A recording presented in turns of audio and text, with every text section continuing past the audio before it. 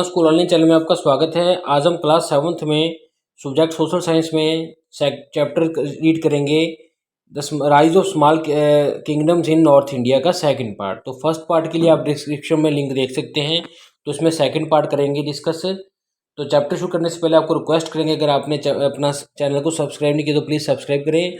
अगर वीडियो अच्छी लगे तो लाइक एंड शेयर करें। तो ये शुरू करते हैं सेकेंड पार्ट। तो चौहान डायनेस्टी की enjoys a special place of prestige among the all Rajput class. देखिए जितने भी राजपूत के गोत्र थे, उनके राजपाट थे, उनमें देखिए जो चौहान नाम के जो राजपूत थे उनका काफ़ी अच्छा जो स्पेशल जगह रही है, प्रेस्टीज रही है, शान रही है। The Chauhan kings ruled over Gujarat and parts of Rajasthan. देखिए जो चौहान नाम के राजा थे राजपूतों में, उन्होंने गुजरात में और उसके राजस्थान के कुछ हिस्सों में क्या था, राज किया था। Prithviraj Chauhan was the most powerful king. तो पृथ्वीराज चौहान इनमें सबसे शक्तिशाली पावरफुल राजा था चौहान के बीच में। ही came to the thrown in 1177 सी। तो देखिए वो कब राज गद्दी पे कब बैठे, 1177 सी में। He made many conquest. उन्होंने काफ़ी ज़्यादा क्या है, कॉन्क्वेस्ट मीन्स काफ़ी ज़्यादा एरियाज को अपने अंडर किया था। ही also checked the advance made by the Mughal Gauri of the Gaur by defeating him at the battle fields. तो उसने देखिए जो भी मोहम्मद गोरी आगे बढ़ रहा था, जो कि अफगानिस्तान का था, उसको भी उसने पृथ्वी चौहान ने क्या था, हराया था। बैटल फील्ड मीन्स लड़ाई में। कहाँ पे लड़ाई हुई थी, वो टेहरान की लड़ाई हुई थी, बठिंडा में। तो इवन टुडे आज भी, even today Prithviraj Chauhan remains a hero of the many folk tales of India. आज के समय में भी पृथ्वीराज चौहान को हमारे कई फोल्क्स में, धार्मिक टेल्स में, कहानियों में क्या है, हीरो माना जाता है।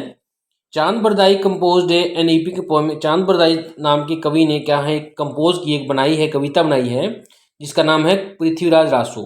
विच narrates his bravery and heroism, जिसमें उसकी ब्रेवरी के बारे में, उसकी उनकी अपनी जो ब्रेवरी होती है, जैसे कि निडरपने, उनकी बहादुरी के बारे में, और हीरोइज्म के बारे में बताया गया है। तो देखिए डूजनों में बात करते हैं। Jaichand the king of Kannauj, जो किंग था कनौज का, हैड ए स्वयंवर फॉर हिज डॉटर संयुक्ता। तो संयुक्ता उसकी लड़की थी, किसकी, जयचंद की। तो जयचंद ने क्या किया था, एक स्वयंवर आयोजन किया जिसमें कि कई सारे राजाएं बुलाए। He did not invite the Prithviraj, लेकिन पृथ्वीराज को नहीं बुलाया। He placed a statue of the Prithviraj in the position of door keeper in the his court to insult him. और उसके अलावा उसने क्या किया, पृथ्वीराज चौहान का क्या था, एक मूर्ति रख दी कहाँ पे, डोर पे, कि वो डोर कीपर है, उसकी इंसल्ट करने के लिए कोर्ट में। The princess of the Kannauj rejected all the princess assembled. तो जो कनौज की उनकी जो रानी थी, जयचंद राजा की लड़की, जिसका नाम था श्यामयुक्ता, तो उसने क्या किया, सभी के सभी जो प्रिंसेस आए थे उनको रिजेक्ट कर दिया, जो भी वहाँ इकट्ठे हुए थे, असेंबल्ड हुए थे। इंस्टेड प्लेस्ड एक गार्लैंड, एक बल्कि हार क्या था, कहाँ डाल दिया, स्टैचू के गले में डाल दिया, जो कि स्टैचू पृथ्वीराज चौहान का था, वहाँ पे रखा हुआ। तो before the courtiers realise that what happen, इससे पहले कि कोर्ट में बैठे लोग समझ पाते कि क्या हुआ है, Prithviraj who had been hiding close by, जो वहाँ पे छुपा हुआ था, स्पंग अप, एकदम से आया, and rode with the principal, और प्रिंसिस के साथ, रानी के साथ चला गया। तो ये बहादुरी कारनामा है उनका। तो the struggle of the supremacy and the constant infighting created disunity. तो इस कारण जो सुप्रीमेसी मीन ताकत को शो करने के लिए, और लगातार जो फाइटिंग्स थी चलती रहती थी, जिसके कारण डिसयूनिटी मीन एकता की कमी हुई, और एनिमिटी अमंग द, तो एनिमीज बने राजपूत के बीच में, आपस में वो लड़ने लग गए। This attacked the Muslim invasions in India. इससे क्या अट्रैक्टेड, इससे जो मुस्लिम लोग थे जो बाहरले देशों से, उनको भी अट्रैक्शन मिली कि यहाँ पे आके हमला करें, क्योंकि राजपूत में अब यूनिटी नहीं है। तो Rajput fail to join the hands. Rajput क्या थे, एक दूसरे के साथ हाथ नहीं मिला पाए, एक नहीं हो पाए, ताकि वो डिफेंड कर सकते अरब के इन्वेजन्स को, जो अरब से लोग आए थे हमें अटैक करने के लिए। तो बात करते हैं गवर्नेंस की, कि कैसे राजपाट चलता था नॉर्थ इंडिया में। तो बात करते हैं एडमिनिस्ट्रेशन की। तो king was all powerful in the north India. तो नॉर्थ इंडिया में पावरफुल था किंग।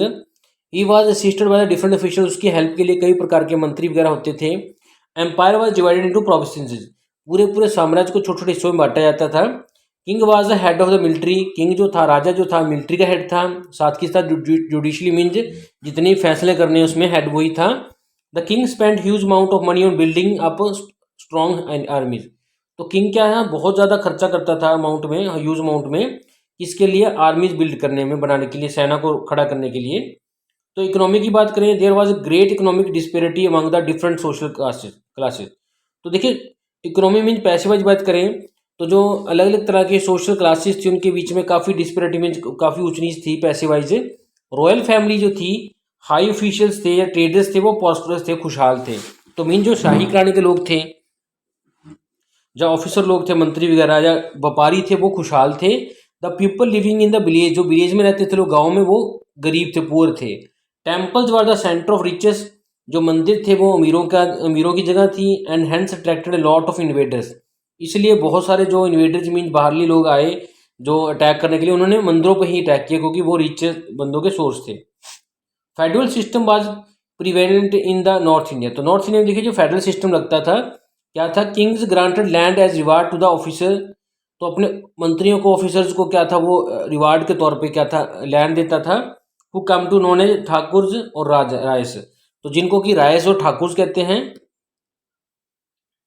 और they provided military assistance to the king, तो इस बदले में क्या करते थे वो, किंग को क्या थे, मिलिट्री फौज की सहायता देते थे किंग को जबकि लड़ाई होगी। तो federal system led to the decline of the many empires, इसके कारण फेडरल सिस्टम के कारण क्या था, कई प्रकार के क्या हुआ, हमारे जो उनके जो कई प्रकार के एम्पायर्स का डिक्लाइन हुआ, पतन हुआ। As a federal lords gave only a small part of the land revenue to the king, क्योंकि वो बहुत कम हिस्सा था जो पैसे का टैक्स का वो देते थे किंग को। कहने का मतलब देखिए किंग क्या करता था, फेडरल सिस्टम था कि किंग ने नीचे अपने जो ऑफिसर्स जो हैं उनको ज़मीन बांट दी। अब वो ठाकुर या रईस कहने लग गए। अब वो क्या करते थे, बदले में किंग को कहते थे कि जब लड़ाई होगी आपको हम मिलिट्री सपोर्ट देंगे। तो इससे क्या होता है देखिए, तो जो सिस्टम था आहिस्ता आहिस्ता फेडरल सिस्टम था जो डिक्लाइन की तरफ चलता रहा, एम्पायर जो था, साम्राज्य था, गिरावट की तरफ जाता रहा क्योंकि किंग के पास बहुत कम पैसा आता था, ऑफिसर्स बहुत कम पैसे देते थे उसको टैक्स की फॉर्म में। तो this Weeknd the power of king, इससे किंग की पावर कम होगी। देन मोर फेडरल लॉर्ड्स, और कई सारे ऑफिसर्स थे वो राजा बन गए, ताकतवर बन गए, जैसे चौहान है, पारामाज हैं, वो पावरफुल बन गए और उन्होंने अपना इंडिपेंडेंट साम्राज्य बना लिया, एम्पायर्स बना ली। तो मीन्स राजा ने ऑफिशियल्स को ज़मीन दी रिवार्ड के तौर पे, इनाम के तौर पे, और वो ऑफिशियल्स क्या करते थे, उसको कम पे करते थे, जिसके कारण जो किंग की पावर वीक होती गई। और आहिस्ते आहिस्ते वो ऑफिसर्स जो थे जिनको ज़मीन मिली थी वो इतने पावरफुल हो गए कि वो चालुका चौहान पारामार्स की फॉर्म में पावरफुल बन गए और उन्होंने अपने इंडिपेंडेंट क्या है एम्पायर स्थापित कर लिए। तो सोसाइटी की बात करते हैं, समाज की, रिजिड कास्ट सिस्टम था, बहुत ज़्यादा तगड़ा भेदभाव का सिस्टम था, कास्ट में डिवीजन थी, डिफरेंस था। तो king the federal lords and the Brahmins in the high position, तो किंग था और जो ब्राह्मण थे वो हाई सोसाइटी में थे, ऊंचे माने जाते थे, उनकी लाइफ लग्जरी मीन पूरी आरामदायक थी। Land was cultivated mainly by the शूद्र, तो ज़मीन को शूद्र लोग क्या थे, कल्टिवेट करते थे और उनके ऊपर वर्डन भी होता था टैक्स भरने का। और सोशल डिस्क्रिमिनेशन मीन भेदभाव का, उनके साथ भेदभाव किया जाता था। Condition of woman was quite miserable, तो जो लेडीज़ की कंडीशन थी औरतों की वो भी मिसरेबल थी, तरसयोग थी। दे वर डिप्राइड ऑफ द एजुकेशन, उनको एजुकेशन से डिप्राइड मीन वंचित रखा जाता था, नहीं दी जाती थी एजुकेशन। ईबल प्रैक्टिस क्या थी, बुराइयाँ क्या थी समाज में, सती प्रथा, चाइल्ड मैरिज, पॉलीगैनी, एक लड़का कई लड़कियों से, एक बंदा कई लेडीज से, या एक लेडीज कई बंदों से शादी करने का पॉलीगैनी में शादी का सिस्टम था। जिसके कारण जो स्टेचू था, जो लोगों में वुमेन्स का समाज में जो स्थान था वो डिक्लाइन में नीचे जाता रहा।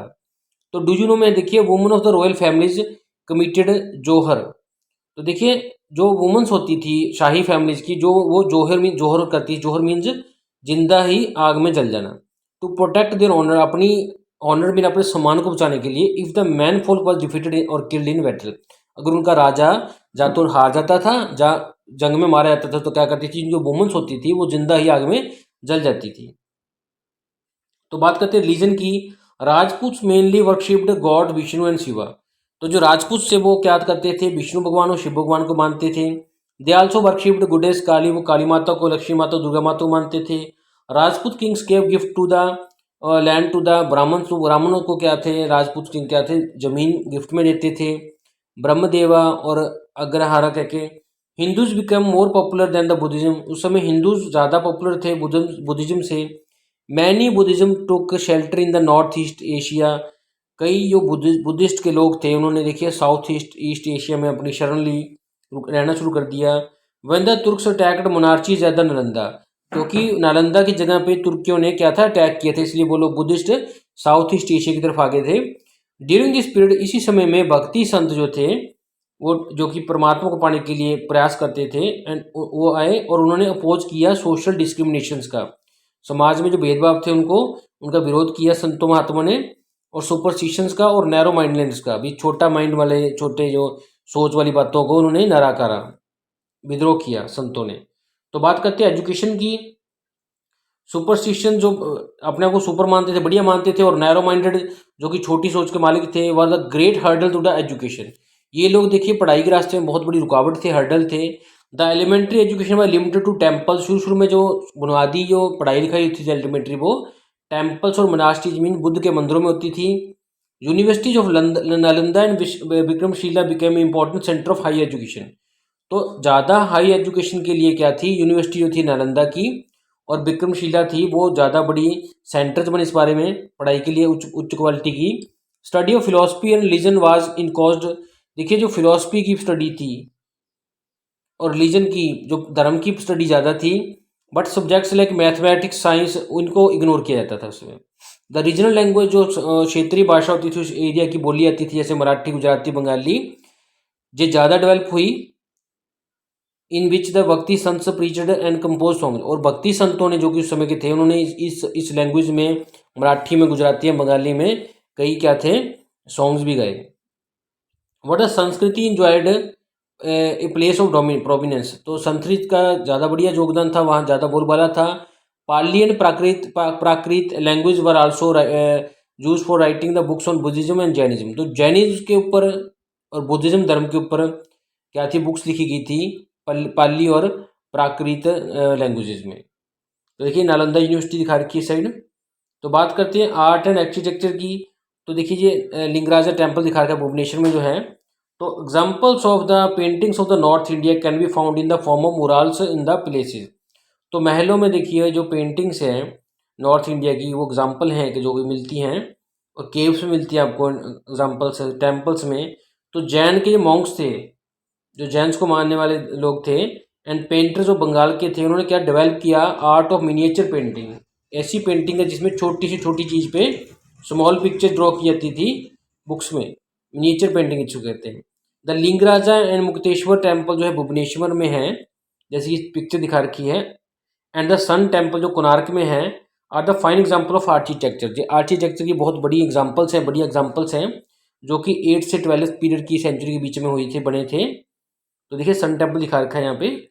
ट्रेड की बात करें, व्यापार की बात करें, India developed trade relation with the countries of east. तो ईस्ट के साथ, साउथ ईस्ट के साथ, वेस्ट के साथ, सेंट्रल एशिया के साथ, यूरोपियन कंट्रीज के साथ हमारे जो ट्रेड के जो व्यापार के संबंध थे वो विकसित हुए। तो this brought Indians close into contact with the developments in the other country. इसके कारण हम दूसरी कंट्रीज में क्या डेवलपमेंट्स हो रही थी, इसके क्लोज कॉन्टैक्ट में आए। तो कॉमन फीचर्स को क्या था, पॉलिटिकल में, साइंस में, कल्चरल लाइफ में, देखिए इससे क्या हुआ। तो कॉमन फीचर्स, आम विशेषता, कॉमन विशेषताएं थी जो पॉलिटिकल में, राजनीति में, सोशल में, समाज में, कल्चर में, हमारे रीति रिवाजों में, लाइफ में, in different parts brought the people of the India close. तो जो भी हमारे में मतभेद थे, उनके कारण, जो बीच में कॉमन फीचर्स थे, उनके कारण हम एक दूसरे के साथ में आए। तो later on this prove to be a great boon for the Afghan, Turkish and Mughal rulers to establish their rule in India. तो आहिस्ता आहिस्ता आने वाले समय में क्या हुआ, तो देखिए इस बात का फ़ायदा क्या हुआ, ग्रेट बोन मीन्स एक अच्छी फ़ायदा मिला इस चीज़ का, किसको, अफ़गानों को, तुर्किश को और मुग़ल के लोगों को, जिन्होंने आके हमारे इंडिया में अपना साम्राज्य खड़ा किया।